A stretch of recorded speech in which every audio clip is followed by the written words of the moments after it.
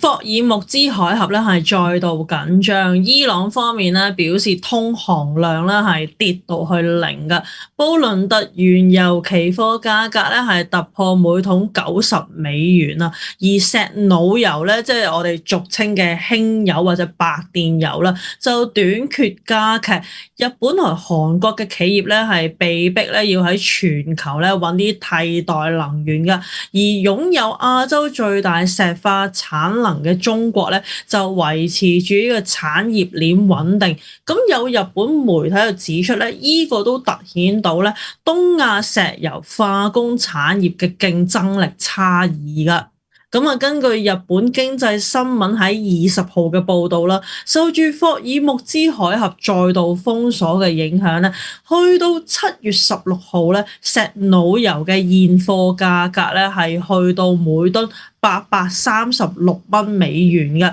咁比6月嘅低位啦係上漲咗大約30%啦。而危機即係大家回溯翻就係2月28號。呢個美伊戰爭咧爆發嘅初期咧，咁去到3月嘅時候咧，其實價格咧即係石腦油嘅價格咧，曾經係創18年嚟嘅新高，去到咧即係個高峰位咧就喺個$1208度嘅。咁日本同埋韓國咧係高度依賴呢個中東嘅石腦油啦，危機之下咧都被逼咧係轉向咧係美國咧等地區咧係採購呢個替代品㗎。而今年4至6月嘅進口量咧，淨係得上年同期70%左右到啫。日本、韓國咧係要優先保障國內供應，減少石化產品嘅出口嘅。講完日本、韓國，又講一講我哋中國啦。中國嘅情況咧就截然不同啊！日本媒體就指出咧，中國今年4至6月嘅石腦油進口量咧，淨係得舊年同期嘅35%啫喎，咁乙烯嘅產量咧都係增長咗少少，就係12%，而用喺製造膠袋等嘅聚乙烯咧，就喺5月出口量咧係達到上年同期嘅6倍有多，聚丙烯咧即係另一種物質啦，都增加咗成80%左右㗎。日本能源與金屬礦物資源機構嘅竹原美佳就指出咧，中國嘅優勢咧在於可以揀擇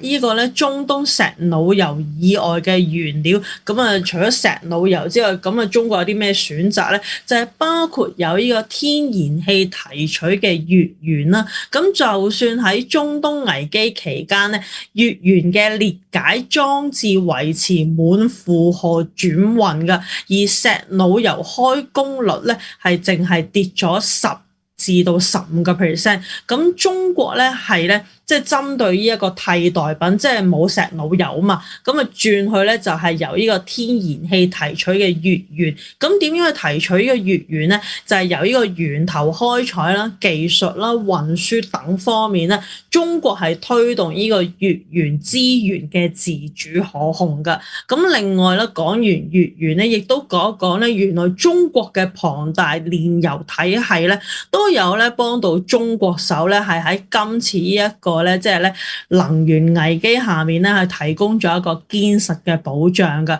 咁喺優先保障國內供應政策之下咧，煉油廠係壓縮同埋減少汽油同埋柴油嘅生產啊，轉而咧係加大咧生產嘅石腦油㗎。咁數據顯示咧，今年5月份咧，中國石腦油產量咧係超過724萬噸，按年係增長成12.9%嘅。而1至到5月嘅中國石腦油嘅產量咧係累計超過3500萬噸嘅，按年係增長咗成6.4%嘅。咁另外咧，中國咧都有大量用到煤炭同埋液化石油氣，即係 LPG 咧，係作為石化嘅原料，同日本、韓國咧以石腦油為主嘅結構咧係形成咗一個對比嘅。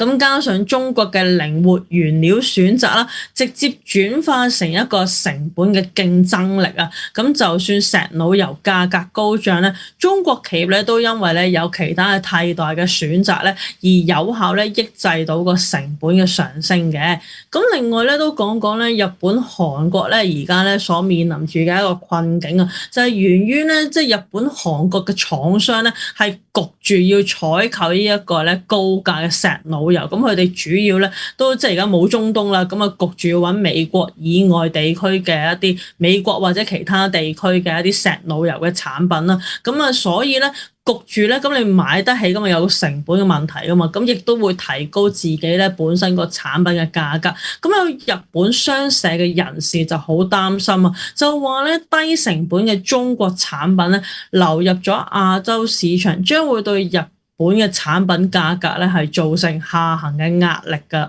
咁呢一種產業韌性背後咧，其實咧都係咧圍繞住咧我哋頭先都係針對呢篇文章，針對呢個話題咧，都見到日本、韓國一個陣營啦，中國一個陣營啦。而中國咧係基於佢嘅能源安全戰略轉型咧，係咧可以咧抵受得住咧今次呢個咧美伊嘅戰爭嘅持續，亦都係咧即係。呢個能源價格係會受影響嘅，但係咧中國咧係咧靠住佢個能源安全戰略轉型咧係咧企得穩、站得好好嘅。咁而彭博社之前咧有刊發嘅評論文章都寫到咧，喺石油市場層面嚟講，中國可以大規模減購，即係減少買石油啦，降低地緣政治風險，日價係有效對沖咧呢一個咧即係國際間嗰個咧能源啊或者一啲物質嘅供應中斷風險㗎。咁啊，中國透過儲備石油、發展可再生能源、推動自力更生同埋技術進步咧，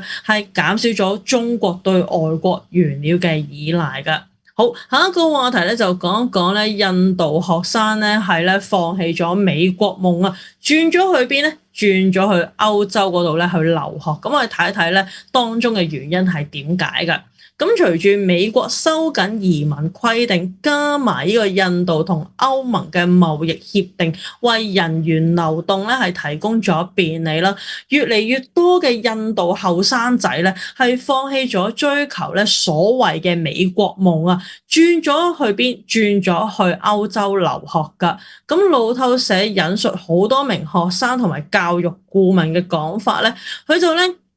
當中有一個例子，就係咧嚟自印度金奈啊嘅22歲工程系畢業生，咁佢個名咧就叫做十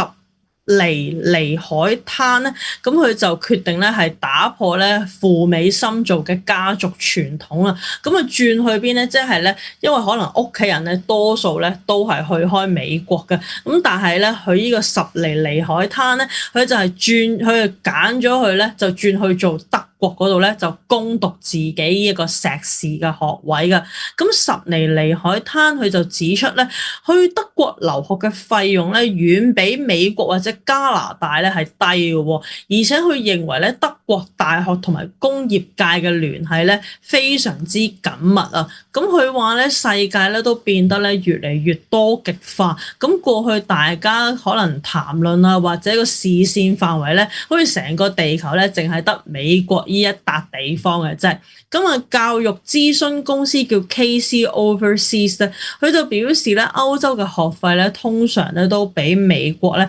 低50%至到80%嘅，而生活費咧，即係學費以外，生活費咧都係歐洲咧係平過美國嘅。咁啊，據報道啦，喺歐盟咧揾一啲年輕人才，以填補人口老齡化造成嘅勞動力短缺嘅背景之下咧，歐洲咧正喺度成為咗印度學生除咗北美之外咧嘅可行目的地嚟㗎。咁如果呢個趨勢持續嘅話咧，全球學生流動嘅格局咧，可能都會重塑㗎。咁喺今年1月咧，印度同埋歐盟簽署咗一個貿易協定啊。咁呢個貿易協定咧就有幾重咧，即係一啲內容嘅。咁包括有簡化簽證程序啦，明確畢業後嘅就業路線圖，提高對印度學歷嘅認可等措施，方便翻啲印度學生同埋技術人才咧係入去歐洲嗰度咧工作同埋生活嘅。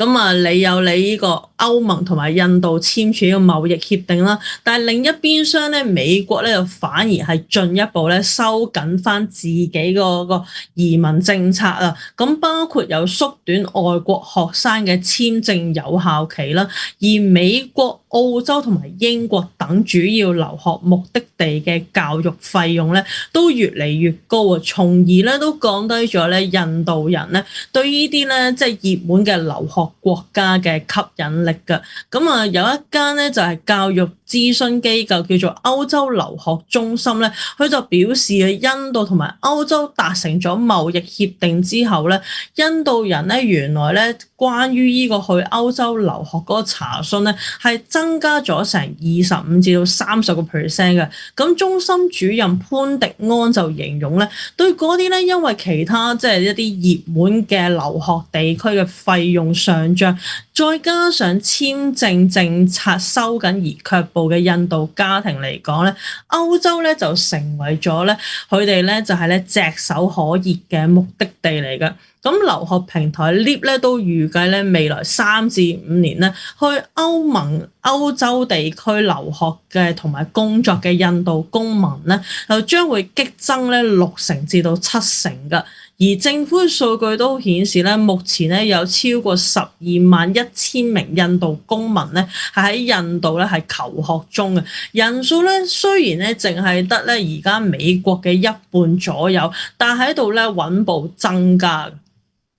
而荷蘭咧，即係歐洲咁多個國家裏面咧，當中咧荷蘭咧，佢有個荷蘭統計局嘅數據顯示咧，2025至到2026學年咧，荷蘭嘅印度學生人數咧係增加去到大約有成3700人嘅，高過2018至到2019年學年嘅2630人，亦都令印度咧成為荷蘭，即係單係荷蘭呢個國家，荷蘭嘅第3大非歐盟國際學生嘅來源地啊。不過咧，即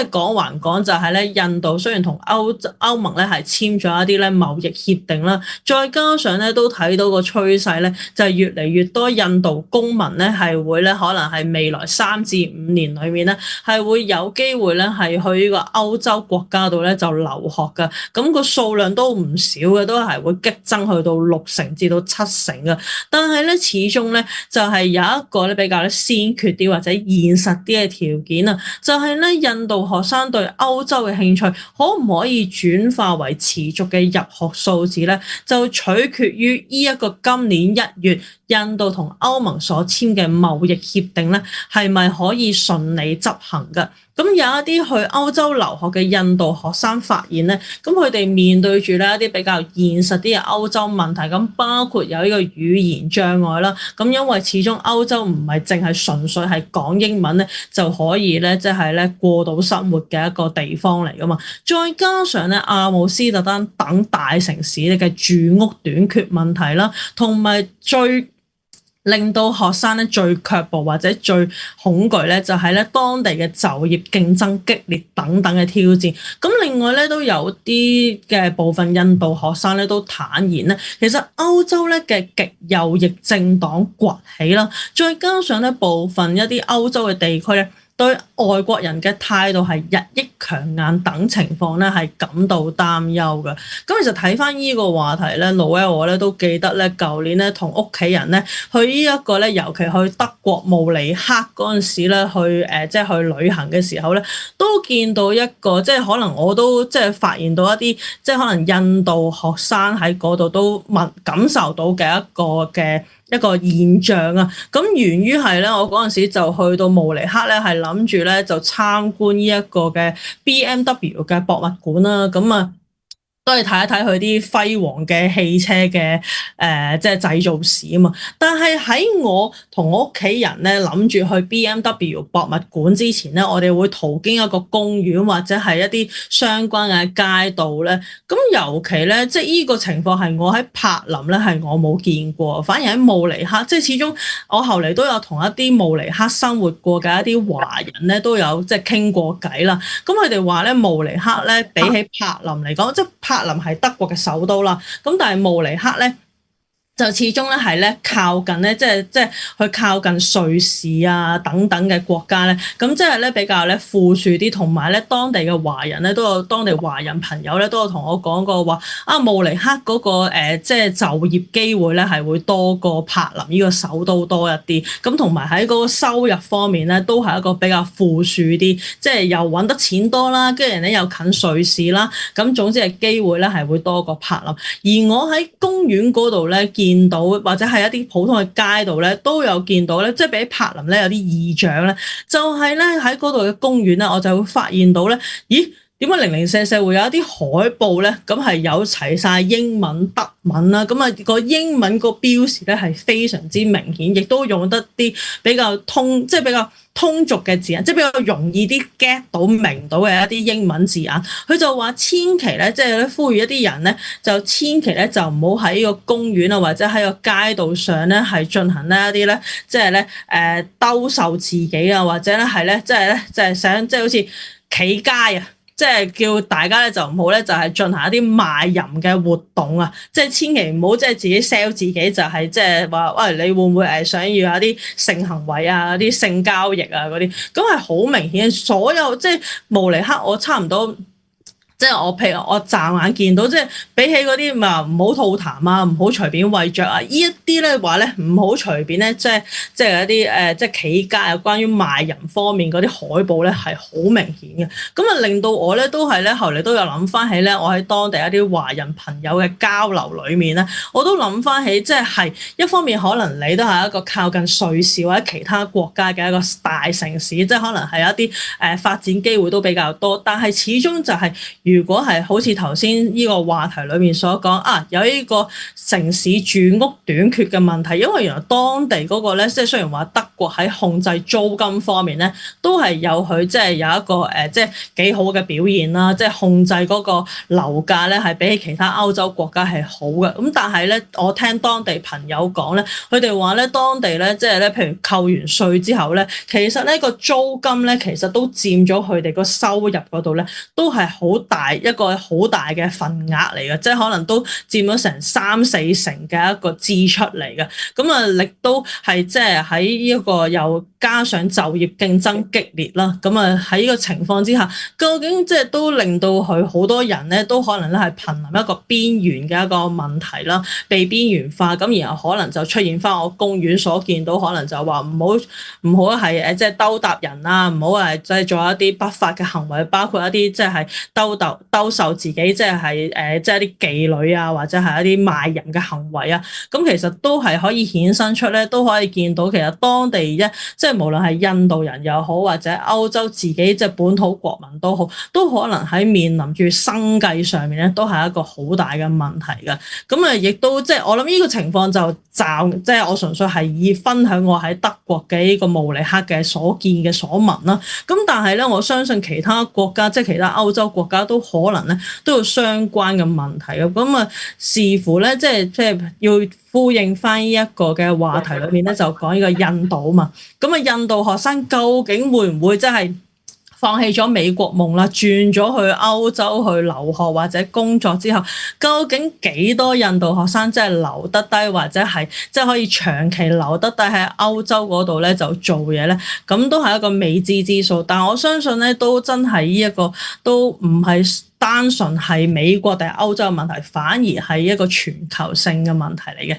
大家好，巴士的報除咗響 YouTube 有視頻之外，響另一個平台石榴台都有視頻睇。石榴台有好多獨家內容，特別係盧社長同我有關中國嘅新聞時事分析，製作內容需要投入好多嘅資源，希望你都支持巴士的報，訂閱石榴台，有你嘅支持，我哋先至可以繼續製作。多謝大家。